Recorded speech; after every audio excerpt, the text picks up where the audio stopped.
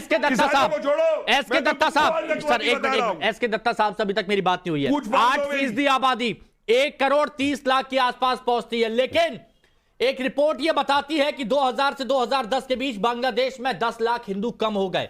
इन्होंने पलायन किया, ये अत्याचार का शिकार हुए, कोई खबर नहीं, कोई जानकारी नहीं, लगातार आबादी गिरती गई, लगातार उनका शोषण होता रहा, और आज हालात देख लीजिए क्या हो रहा है। ये दत्ता साहब क्या वजह मानते हैं?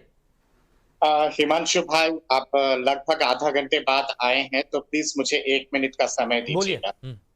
पहली बात यह है कि जो कुछ हुआ है बांग्लादेश में, इस पे कहीं ना कहीं पे पश्चिम का हाथ है, चाइना का हाथ है, पाकिस्तान आईएसआई का हाथ है, और जमात और बीएनपी का हाथ है। इस पे कोई दोहराई नहीं है।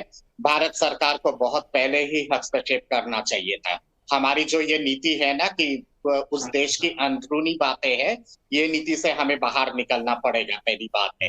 चाइना जिस हिसाब से ताइवान को लेके अमेरिका को आग दिखाता है, रूस ने जो यूक्रेन के साथ सीधा हस्तक्षेप करके जिस तरह से किया है, या फिर अमेरिका जो पश्चिमी एशिया में कर रहा है, भारत को अपना वर्चस्व अगर दक्षिण एशिया और दक्षिण पूर्वी एशिया में बरकरार रखना है, तो भारत को 2 शब्द में कहने की आवश्यकता है इंटरनेशनल कम्युनिटी को, चाहे वो चाइना हो, चाहे वो अमेरिका हो, या फिर चाहे वो पश्चिम के देश हो, या फिर पाकिस्तान हो, कि ये हमारे एक्सटेंडेड टेरिटोरियल पेरिफेरियल इलाका है, इस पे किसी भी तरह के हस्तक्षेप मंजूर नहीं।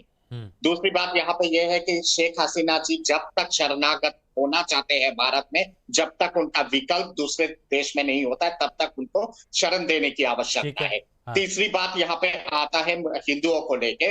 बंटवारा जब हुआ था, पूर्वी बंगाल का हिंदू पॉपुलेशन लगभग 34% था, आज जाके वो 8% हुआ है। और जिस हिसाब से बर्बरतापूर्ण हिंदुओं को मारा जा रहा है, कत्लेआम हो रहा है, मंदिरों को तोड़ा जा रहा है, अगर शरण मांगते हैं हिंदू, और अगर भारत में एक्सोडस होता है और पलायन होता है, रिफ्यूजी का एक्सोडस अगर होता है, तो 71 में भारत ने जैसे हस्तक्षेप किया था बांग्लादेश को स्थापित करने के लिए, भारत सरकार को उस सिचुएशन में हस्तक्षेप करने की आवश्यकता होगी और होनी चाहिए और जरूरत है, क्योंकि कतई हम लोग किसी भी हालत पे बांग्लादेश को दूसरा तालिबानी राज के हिसाब से तैयार नहीं कर सकते हैं।